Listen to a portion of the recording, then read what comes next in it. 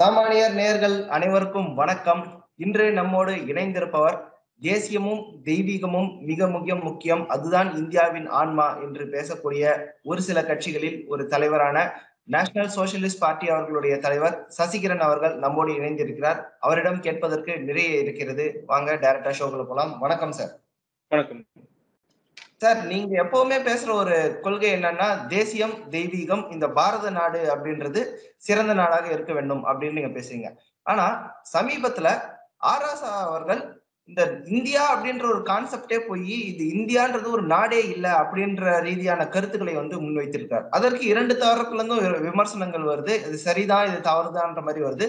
உங்களுடைய பார்வை நீங்க சொல்லுங்க சார். இது நீட்டா எக்ஸ்பிளைன் பண்ணணும்னு விரும்புறேன். அதாவது தமிழகத்தை பொறுத்த வரைக்கும் நிறைய பேர், அவர் மட்டுமே கிடையாது, நிறைய கட்சிகள் பாரதம் என்ற தேசம் இருந்ததில்லை, 1947 உருவாக்கப்பட்டது அப்படின்னு சொல்றாங்க. ஆங்கிலேயன் கொடுத்த கொடையால் தான் பாரதம் என்ற ஒரு தேசம் உருவாச்சு, அதுக்கு முன்னாடி இது நாடே கிடையாது அப்படின்ற விஷயத்த சொல்றாங்க. அவர்களுக்கு நான் சொல்ல விரும்புறேன், இன்னைக்கு இல்ல, 1947 இல்ல, 1600 கிட்டத்தட்ட 3500 ஆண்டுகளுக்கு முன்பே பிருகஸ்பதி ஆகமம் அப்படின்னு சொல்லி ஒரு நூல் இருக்குங்க. அதுல தெளிவா சொல்லப்பட்டிருக்கு, ஹிமாலயம் சம்ரப்யம் யாவத் ஹிந்து சரோவரம் தம் தேவ நிர்மிதம் தேசம் ஹிந்துஸ்தானம் பிரஜாட்சதே. அதாவது வடக்கில் ஹிந்து குஷ் மலை, தெற்கில் ஹிந்து மகா சமுத்திரம், இடைப்பட்ட தேசமடா எங்கள் தேசம், இறைவனால் உருவாக்கப்பட்ட ஹிந்து தேசம் அப்படின்னு சொல்லியிருக்காங்க. அதனுடைய அர்த்தமுங்க, இந்த வடக்கில் இருக்கக்கூடிய ஹிந்து குஷை யாரும் உருவாக்கல, அது இயற்கையால் உருவாக்கப்பட்டது.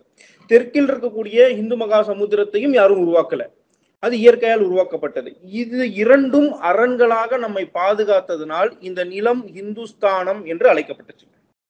இந்த நிலம் ஹிந்துஸ்தானம் என்று அழைக்கப்பட்டதால் இந்த நிலத்தில் பிறக்கக்கூடிய ஒவ்வொரு உயிரினமும் இந்துக்களாக அடையாளப்படுத்தப்பட்டது. சோ இந்த தேசம், இந்த அடையாளம் இன்னைக்கு நேத்து ஏதோ ஒரு கட்சியோ ஒரு இயக்கமோ ஏதோ ஒரு தலைவர்களோ கொடுத்தது இல்லைங்க. கிட்டத்தட்ட 5000 வருஷமா இருக்கக்கூடியதுதான் நம்ம முன்வைக்கிறோம். இது தெரியாமல் தான் நிறைய பேர் இந்த பாரதம் என்ற தேசம் இருக்குல்ல, இது பல ராஜ்யங்களாக இருந்தது. ஆமாங்க, நம்ம ஒத்துக்கிறோம், பல ராஜ்யங்கள் இருந்தது, பலவித சமயங்கள் இருந்தது, ஆனால் அடையாளம் ஒன்னாதான் இருந்துச்சு. அந்த அடையாளம் ஹிந்து என்ற அடையாளம், இந்த தேசம் ஹிந்து தேசமாக இருந்தது. ஹிந்துன்னு சொன்னா இன்னைக்கு நிறைய பேருக்கு ஒரு பதட்டம் ஏற்படுதுங்க. இந்தியா, நிறைய பேர் கேக்குறாங்க, நீங்க இந்தியனா ஹிந்துவா அப்படின்னு கேக்குறாங்க. அதாவது நீங்க தண்ணி குடிக்கிறீங்களா இல்ல வாட்டர் குடிக்கிறீங்களா அப்படின்னு கேட்டா என்ன வித்தியாசமோ எப்படி இருக்குமோ அதுதான் இதோடைய விஷயம். இந்தியான்றது ஒரு லாட்டின் வேர்டுங்க, means land of Sindh. Hindu அப்படின்னா இந்த நிலத்தின் அடையாளம், இந்தியான்னா இந்த நிலத்தின் அடையாளம் லத்தீன் மொழியில, நம்ம மொழியில கிடையாது. அப்ப ரெண்டும் ஒரே அர்த்தம் தான். இல்ல, நீங்க சொல்றாலும் இந்து என்றாலும் கிறிஸ்தவர்களும் இஸ்லாமியர்களும் மாற்று மத நம்பிக்கை கொண்டவர்களும் இந்தியாவா இருக்கணும்னா அவங்க இந்துவா இருந்தா மட்டும்தான் இந்தியனாக இருக்க முடியும்னு சொல்ற மாதிரி இல்ல இருக்கு உங்க கருத்து. அதாவது இந்தியன் வேறு இந்து வேறு கிடையாதுங்க. இஸ்லாம் கிறிஸ்துவம் என்பது ஒரு சமயம். நமக்குள்ள சைவம் இருக்கு, வைணவம் இருக்கு, பௌத்தம் இருக்கு, சமணம் இருக்கு, இந்த மாதிரி பல சமயங்கள் இருக்குங்க. சமயம் என்பது வேறு, அடையாளம் என்பது வேறு.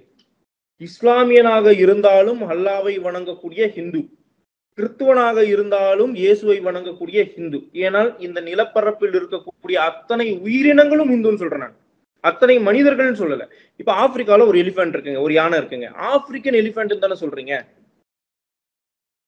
ஏன் அடையாளம் அடையாளப்படுறீங்க? புரியலங்க. எலிஃபண்ட் எலிஃபண்ட் தான் சொல்லி ஆகணும் அப்படின்றீங்க நீங்க. ஆனா ஆப்பிரிக்கன் எலிஃபென்ட் சொல்றீங்க. அப்போ அங்கு அந்த ஆப்பிரிக்கா என்ற நிலத்தில் பிறந்தால் அந்த எலிஃபென்ட்டுக்கு எப்படி அந்த தேசத்தின் அடையாளம் வருமோ, இந்த தேசத்தில் பிறந்தால் இந்த தேசத்தின் அடையாளம் வரணும்ல. சோ ஹிந்து அப்படின்றது ஒரு இந்தியனுக்கான அடையாளம் அப்படின்னு தான் நீங்க நினைக்கிறீங்க. இந்தியன் என்ற வார்த்தை, ஹிந்து என்ற வார்த்தை வெவ்வேறு அல்ல, ரெண்டும் ஒன்றுதான். பட் ஆராதா அவர்கள் சொன்ன கருத்தை முழுமையா நம்மளால நிராகரிச்சிட முடியுமா சார்? ஏன்னா அவர் ஒரு முக்கியமான பாயிண்ட் சொல்றாரு, ஒரே கலாச்சாரம், ஒரே மொழி, இந்த மாதிரி எல்லாம் இருக்கிறதான் ஒரே நாடாக இருக்க முடியும். இந்தியா வெவ்வேறு கலாச்சாரம், வெவ்வேறு மொழி இருக்கிறது எப்படி ஒரே நாடாக இருக்க முடியும்னு ஒரு கொஸ்டின் கேக்குறாரு. அதாவதுங்க, இந்தியா, இந்த பாரதம் போன்ற ஒரு தேசம் உலகத்தில் வேற எங்கேயும் இல்லைங்க. நீங்க மற்ற தேசங்களை ஒப்பிட்டு பார்த்து பாரதம் அதே மாதிரி இருக்கணும்னு சொல்ல முடியாதுங்க. இங்க பல மொழிகள் இருக்கு, பல சமயங்கள் இருக்கு, பலவிதமான அடையாளங்கள் இருக்கு. ஆனால் அடிப்படையாக இந்த தேசத்தவரின் அடையாளம் ஒன்றுதான். ஏதோ 1947 இந்த பவுண்டரி போட்டதுனால இந்தியான்றது உருவாயிடலங்க. இந்த பவுண்டரினால இந்தியா டிஃபைன் ஆகலங்க. இது உணர்வுங்க. பாரதம் அப்படின்னா அப்படின்னா உணர்வு, ரதம் என்றால் ஒருங்கிணைப்பது. அத்தனை மக்களின் உணர்வையும் ஒருங்கிணைத்து ஒரே ஒரு நேர்வழியில் கொண்டு செல்வதுதான் இந்த தேசத்துடைய அடையாளம். அப்ப இந்த தேசத்திற்குன்ற அடையாளத்துல நீங்க இதை கொண்டு போய் ஐரோப்பியா இல்ல, கிரீக் இல்ல, அவங்க எல்லாம் பாருங்க ஒரே மொழி பேசுறாங்க, அதனால ஒரு நாடுன்னு சொல்றாங்க. அப்ப சிங்கப்பூர், மலேசியா கூட தாங்க தமிழ் பேசுது, எங்க வெவ்வேறு நாடா இருக்கு? அப்ப மொழி வழியாகவோ மத வழியாகவோ அடையாளம் வழியாகவோ நம்ம ஒரு தேசத்தை ஒருங்கிணைக்க முடியாதுங்க. ஒரு தேசம் என்பது அந்த தேசத்தின் அடிப்படை அடையாளத்தை கொண்டு கட்டமைக்கப்படணும். பாரதம் இன்னைக்கு யாரும் உருவாக்கிடல. 5000 வருஷம் 7000 வருஷத்துக்கு முன்னாடியில இருந்து இது பாரதமாக தான் இருக்கு, ஒரே தேசமாக தான் இருக்கு. சோ இது வந்து ஆராசா அவர்கள் பேசுவது வந்து ஒரு மறைமுக பிரிவினையா நீங்க பாக்குறீங்களா? ஆமா, இது வந்து 1949 இருந்து பேசுறாங்க, நிறைய பேர் பேசுறாங்க. அதாவது வந்து பாத்தீங்க அப்படின்னா அடைந்தால் திராவிட நாடு, இல்லையெனில் சுடுகாடு என்பதுதான் முதலாக வைக்கப்பட்ட முழக்கம். சோ இன்னைக்கு வந்து நாங்கள் பாரத தேசத்தை சார்ந்தவர்கள் அல்ல, நாங்கள் தனி தேசம் என்று பேசக்கூடிய குரல் எல்லாம் வந்து நிறைய நம்ம பார்த்திருக்கோம். இது அங்கங்க இருக்கதாங்க செய்யும். அது வந்து இது ஜனநாயக நாடு, எல்லாருக்கும் தங்களுடைய கருத்தை சொல்லக்கூடிய உரிமை இருக்கு. அவருடைய கருத்தை அவர் முன்வைக்கிறாரு. ஆனால் எது உண்மைன்னு நம்ம பார்க்கணும்ல. சரி, பட் உங்க கேள்விக்கே நான் வரேன். இந்த மாதிரி மறைமுக பிரிவினை பேசுறதுல திமுகக்கு என்ன லாபம் இருக்க போகுது? நேரடியா சொல்லணும்னா என்ன, ஒரு ஓட் பேங்க் தான். பிரிவினை ஆதரிக்கிற ஓட்டு நீங்க நினைக்கிறீங்களா? புரியலைங்க. பிரிவினையை ஆதரிக்கும் அளவுக்கு ஒரு ஓட் பேங்க் தமிழ்நாட்டுல இருக்குன்னு நீங்க நினைக்கிறீங்களா? இல்லைங்க, இப்ப வந்து வடக்கு வேறு தெற்கு வேறு என்று சொன்னால் பாஜகவுக்கு நாம வந்து எதிர்கட்சியாக மாறிவிடும்ல. பாஜக என்பது தமிழகத்தை சார்ந்த ஒரு அரசியல் கட்சி கிடையாது, இது யாராலையும் மறுக்க முடியாது. அப்ப அவர்கள் வடக்கிலிருந்து தொடங்கப்பட்ட ஒரு அரசியல் கட்சி. வடக்கு வேறு தெற்கு வேறுன்னு சொல்லிட்டாலே நம்ம எல்லாம் பாஜகவுக்கு எதிரணி தானே. அப்படின்ற சிந்தனை மக்களுக்கு வந்துட்டா பாஜக வாஷ் அவுட் ஆயிடும். பாஜகவை எதிர்ப்பதற்காக இந்த பிரிவினை கொள்கையை முன்வைக்கிறாங்க. ஆமா, பாஜக மட்டும் இல்ல, பாஜக உட்பட காங்கிரஸையும் சேர்த்துதான். இப்ப வந்து தனி நாடுன்னு சொன்னா பாஜகவும் வேறதான், காங்கிரஸும் வேறதானே. சோ இந்த கட்சிகள், மாநில கட்சிகள் தேசிய கட்சிகளை புறக்கணிக்க வேண்டும் என்பதற்காக கையில் எடுக்கப்படக்கூடிய ஆயுதம் தான் பிரிவினைவாதமே தவிர வேற ஒன்றும் கிடையாது. எந்த கட்சியா இருந்தாலும், இன்னைக்கு திமுகவா இருக்கலாம், இல்ல பல கட்சிகள், எந்த கட்சி வேணா இருக்கட்டும், நம்மளுடைய சாசனத்துக்கு உட்பட்டு தானங்க ஆரம்பிக்கப்பட்டிருக்காங்க. நீங்க இந்தியன் கான்ஸ்டிடியூஷனை ஏத்துக்கிட்டு தானங்க ஒரு கட்சி இந்தியால இருக்குங்க. அப்ப இந்தியன் கான்ஸ்டிடியூஷனை ஏற்கிறீங்க அப்படின்னா இந்தியாவை ஏற்கிறீங்கன்னு தானங்க அர்த்தம். எல்லாத்தையும் ஏத்துட்டதுக்கு அப்புறமா நாடு இல்லைன்னு சொல்றதுல அர்த்தமே இல்லையே. நீங்க இயக்கமா நடத்திக்கலாம். ஒரு தனிப்பட்ட இயக்கம் வந்து நான் இந்தியாவை ஏற்கலைங்க, நான் வந்து தனி திராவிட நாடு, நான் தனி தமிழ்நாடுன்னு சொல்லலாம். அரசியல் கட்சி போய் ரிஜிஸ்டர் பண்ணும் போது இந்தியன் கான்ஸ்டிடியூஷனுக்கு உட்பட்டு தானங்க ரிஜிஸ்டர் பண்றீங்க. அப்ப நீங்க இந்தியாவை ஏத்துக்கிட்டா தானங்க ரிஜிஸ்டர் பண்ண முடியும். அப்ப இது மக்களை திசை திருப்பதற்காக கையாளப்படக்கூடிய அரசியலே தவிர அவர்களுக்கும் தெரியும் இது ஒரே நாடு என்று, அவர்களுக்கும் தெரியும் இந்த தேசத்திற்கு இணையான தேசம் இந்த உலகத்தில் இல்லை என்று. இப்ப வந்து இந்த நடக்க போற எலெக்ஷன்ல வந்து பாத்தீங்கன்னா திருமாவளவன் அவர்கள் சொல்லியிருக்கிறாரு, நாங்க கர்நாடகாலையும் தெலங்கானாலையும் இந்த மாதிரி இன்னும் சில மாநிலங்களையும் சேர்த்து நாங்கள் போட்டி போட போறோம்ட்டு. சோ தமிழ்நாட்டில் தமிழகம் ஒரு தமிழ் இனம், தமிழ் தனிநாடு அப்படின்ற மாதிரி கேட்க கொள்கைகளை வந்து முன்னாடி திருமாவளவன் அவர்களும் பரவலாக பேசியிருக்கிறார். சோ அவர் வந்து மத்த ஸ்டேட்ல போய் அவரு இது ஆகணும், கண்டெஸ்ட் பண்ணணும் அப்படின்னு நினைக்கும் போது அவரும் அந்த தேசிய நீரோட்டத்தில் இணைந்து கொள்வதாக பார்க்கிறீங்களா? இல்ல இது திமுகவிலேயே ஒரு நகைமுரண், அந்த கூட்டணியில இருக்கிற ஒரு ஆக்சிமோரான் நகைமுரணா நீங்க நினைக்கிறீங்களா? திமுகவே திராவிடம் தானே பேசும். கர்நாடகா, தெலுங்கானா, ஆந்திரா, கேரளா எல்லாத்தையும் சேர்த்து தான் பேசுவாங்க. தேவைப்பட்டால் வெஸ்ட் பெங்காலையும் சேர்த்துக் கொள்வார்கள். நான் என்ன சொல்றேங்க, இப்ப வந்து நான் அன்னைக்கு லாஸ்ட் டைம் நான் பேசும்போது சொன்னேன், இங்க இருக்கக்கூடிய மாநில கட்சிகள் மத்தியில் ஆட்சி பெற்றால் மாநில சுயாட்சியை விட்டு தேசிய வளர்ச்சியை பேசுவாங்க. இது வந்து நடைமுறையில் நடந்திருக்கு. இது ஒன்றும் விதிவிலக்கு கிடையாது. இன்னைக்கு கர்நாடகால ஒரு 4 சீட்டு கிடைக்கும் என்று சொன்னால் தங்களுடைய கொள்கையை மாற்றிக்கொள்ளப்படும். விளிம்பு நிலையில் இருக்கக்கூடிய மக்களுக்காக தொடங்கப்பட்ட கட்சியே தவிர இது தமிழகத்தில் இருக்கக்கூடிய மக்களுக்காக தொடங்கப்பட்ட கட்சி இல்லைன்னு சொல்லி பேசுவாங்க. இது நம்ம வரலாறுல பார்த்திருக்கோம். இது ஒன்றும் புதுசும் இல்லை, நமக்கு ஆச்சரியப்படுறதுக்கு ஒன்றும் இல்லைங்க. சோ இந்த மாதிரி சொல்லுங்க நம்மளுடைய தலைவர்களும் சொல்லியிருக்காங்க, இந்துக்களுடைய வாக்கு அதிகமாயிருச்சுன்னு சொன்னா 80% இந்துக்களும் வாக்கு வங்கியாக மாறிவிட்டார்கள் என்று சொன்னால், இன்னைக்கு கடவுள் இல்லை என்று சொல்பவர்கள் அத்தனை பேரும் அர்ச்சனை சீட்டை பெற்றுக்கொண்டு கோவில் வாசலில் நிற்பார்கள் என்பதுதான் நிதர்சன உண்மை. அது ரீசெண்டா ஸ்டாலின் அவர்களும் அவரெல்லாம் வேல் கையை தூக்குனதை வச்சே நம்மளால புரிஞ்சுக்க முடியுது. ஒரு கொஸ்டின் நான் கேட்கணும்னு நினைக்கிறேன். இந்த மாதிரி பிரிவினை மறைமுகமா பேசுற அரசியல் குறைய வேண்டும் அப்படின்னா அது ஆட்சி மாற்றத்தால் மட்டுமே சாத்தியமா, இல்லை மக்கள் மத்தியில் விழிப்புணர்வு வருமா? இந்த 2024 எலெக்ஷன் எதை நோக்கி அதை பயணிக்கணும்? இதை பிரிவினையை ஒழிக்கணும் அப்படின்னு நினைச்சா எதை நோக்கிய பயணமாக எலெக்ஷன் இருக்கணும்? நீங்க ஒரு வாசகம் கேள்விப்பட்டிருப்பீங்க, அரசன் எவ்வளியோ மக்கள் அவ்வளின்னு. ஆனால் இன்னைக்கு அரசியல் கட்சிகளை பொறுத்தவரையில் மக்கள் எவ்வளியோ அரசியல்வாதிகள் அவ்வளி. ஒட்டுமொத்த மக்களும் தேசிய சிந்தனையை ஏற்றுக்கொண்டார்கள் என்று சொன்னால் பிரிவினைவாதம் பேசக்கூடிய ஒரு இயக்கமும் இங்க தலை தூக்காது. நம்ம தனித்தனியா ஒவ்வொரு கட்சியும் எதிர்க்கின்ற அவசியம் இல்லைங்க. நான் அன்னைக்கு சொன்ன மாதிரிதான், நம்ம எந்த கட்சியோடையும் எதிர்ப்பல்ல, எந்த நபரோடையும் எதிர்ப்பல்ல. நம் எதிர்ப்பு சித்தாந்தத்தோடு, சிந்தனையோடு. மக்களின் மனதில் தேசிய சிந்தனையை விதைத்து விட்டால் இந்த பேச்சுக்கள் தானாக காணாம போயிடும். யாரெல்லாம் இன்னைக்கு பிரிவினைவாதம் பேசுறாங்களோ அவங்கெல்லாம் பாரத தேசத்தின் வரலாற்று சிறப்பை எடுத்து கூறுவார்கள் என்பதுதான் நான் சொல்லக்கூடிய கருத்து. அப்ப சிந்தனை மாற்றத்தை கொண்டு வருவதற்குண்டான விஷயத்த நம்ம செய்யணும். சோ அந்த சிந்தனை மாற்றம்னு போது நீங்க தேசிய கட்சிகளுக்கு பாஜகவும் சரி காங்கிரஸும் சரி அதை ஒழிப்பதற்கானதான் இந்த பிரிவினைவாதம் அப்படின்னு சொன்னீங்க. சோ இந்த முறை தேசிய கட்சிக்கு ஆதரவு அளிச்சாகணும் அப்படின்றத உங்க கருத்தா என்னால புரிஞ்சுக்க முடியுது. அந்த வகையில எந்த தேசிய கட்சி அந்த தேசியத்தையும் தெய்வீகத்தையும் முன்னின்று எடுக்கக்கூடிய கட்சியாக இருக்கிறதா உங்க பார்வை? பாஜக. அதுல மாற்ற நீங்க கண்ணை மூடி கேட்டா கூட, தூக்கத்துல எழுப்பி கேட்டா கூட யார் வேணாலும் சொல்லுவார்கள் நீங்கள் கேட்ட கேள்விக்கு பதில் பாஜக. ஏன்னா பாஜகவும் சரி, தற்போதைய பிரதமர் நரேந்திர மோடி அவர்களும் சரி, நம் தேசத்தையும் நம் தேசத்தின் கலாச்சாரத்தையும் உலக அளவில் கொண்டு போயிட்டு இருக்காங்க. நம்மளுடைய தேசத்தின் கலாச்சாரத்தை மீண்டும் நம் இளைய தலைமுறைக்கும் தெரிவிக்க வேண்டும் என்பதற்காக அத்தனை செயல்பாடுகளும் செஞ்சுட்டு இருக்காங்க. அப்படின்றதுல நான் சொல்லியோ இல்ல மற்றவர்கள் சொல்லியோ தெரிய வேண்டியதில்லை. ஸோ இன்னைக்கு தேசத்தை காப்பதற்கும் நம் கலாச்சார அடையாளங்களை காப்பதற்கும் பாஜகவை விட்டால் வேறு கட்சி இல்லை என்பதுதான் நிதர்சன உண்மை. நீங்க இப்ப பேசின பாயிண்ட் எல்லாம் பாத்தீங்கன்னா நம்முடைய தேசத்தின் கலாச்சார அடையாளம் அப்படின்றது ஒரு பெருமையான விஷயமா சொல்றீங்க. பட் ஆராசா அதுக்கு ஒரு அருமையான கவுண்டர் பாயிண்ட் வைக்கிறதா நான் பாக்குறேன். எப்படின்னா, இவர் திமுக ஒரு அடிப்படை உறுப்பினரா சேர்ந்தாரு. இவருடைய தாத்தா கூலி தொழிலாளி. ஆனா அவங்களோட கொள்ளு பேத்தி லண்டன்ல இப்ப படிக்கிறாங்க அப்படின்னும் போது இது திராவிட மாடலின் சாதனை அப்படின்ட்டு அவர் சொல்றாரு. இந்த சாதனையை திராவிட மாடல் செஞ்சிருக்கு தானே. நீங்க பழம்பெரும் பெருமைகளை பேசுவதை விட மக்களுடைய வாழ்வாதாரத்தை முன்னேற்றி இருக்கிறது திராவிட மாடல் சாதனையா அவர் கவுண்டர் பாயிண்ட் இருக்கிறாரு. ரெண்டு விஷயமா நான் பதில் சொல்றேங்க. தற்போதைய பாரத பிரதமர் நரேந்திர மோடி அவர்கள் ஜமீன்தார் குடும்பம் கிடையாது, மன்னர் பரம்பரை கிடையாது. அவருடைய அப்பா டாடா, பிர்லா, அம்பானி, அதானி கிடையாது. சாதாரண குடும்பத்தில் பிறந்து ஒரு தேசத்தின் உயர்ந்த சக்தியாக தன்னை மாற்றிக்கொண்டார். அதற்கு வழிவகுத்தது பாஜக. சாதாரண குடும்பத்தில் பிறந்து இன்னைக்கு உலக அரங்கில் ஒப்பற்ற ஈடு இணையற்ற மாபெரும் தலைவனாக முன்னிக்கிறார். அதற்குண்டான வாய்ப்பை கொடுத்தது பாஜக. தமிழகத்தில் வெளில வருமா?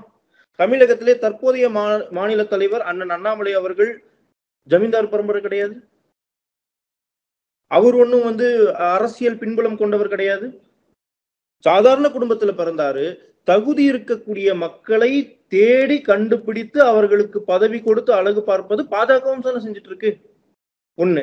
ரெண்டாவது, அவர்கள் சொல்லியது போல, ஆராசா அவர்கள் சொல்லியது போல அவருடைய தந்தை எளிய மக்களா இருந்திருக்கலாம். இன்னைக்கு நான் ஒரு எளிய பிள்ளையா போய் திமுக சேர்றேங்க, உச்சபட்ச அதிகாரத்தை தொற்ற முடியுமா? இல்ல, ஆராசாவே அந்த உச்சபட்ச அதிகாரம் தொட முடியுமான்றது ஒரு கேள்விக்குறிதான் வச்சுக்கோங்க. நம்பர் 2, நம்பர் 3 இருக்கலாங்க. நம்பர் 1 நான் சொன்ன பாஜக நம்பர் 1ங்க இன்னைக்கு நரேந்திர மோடி அவர்கள். தமிழகத்துல நம்பர் 1ங்க அண்ணாமலை அவர்கள். அவர்கள் எந்த அரசியல் பின்புலமும் இல்லாம வந்தவங்க. உழைப்பால், உழைப்பில் உண்மையால் உயர்ந்து விட முடியும் என்பதற்கு ஒரு எடுத்துக்காட்டா இன்னைக்கு பாஜக இருக்குல்ல. பாஜக மட்டும் இல்ல, இன்னும் பல கட்சிகள் இருக்கு. ஆனால் இவர்கள் பேசும் எந்த கட்சியும் அதுல இல்லை. அதான் நம்ம முன்வைக்கிறோம். ஓகே, இப்போ வேற ஒரு முக்கியமான ஒரு சாதனையாக திராவிட மாடல் எப்பவுமே கூறும் ஒரு விஷயம் ஜாதி ஒழிப்பு. பாஜக வந்து எவ்வளவுதான் வளர்த்து இருக்கு அப்படின்னு வந்து சொன்னாலும் அவர் ஒரு எக்ஸாம்பிள் சொல்றாரு. டெல்லியில போய் நான் நார்த்ல இருக்கிற எம்பி எல்லாம் கேட்கும்போது நாயுடு, மிஸ்ரா, உபாத்யாயா அந்த மாதிரி விதவிதமான சர்நேம் வந்து சொல்றாங்க.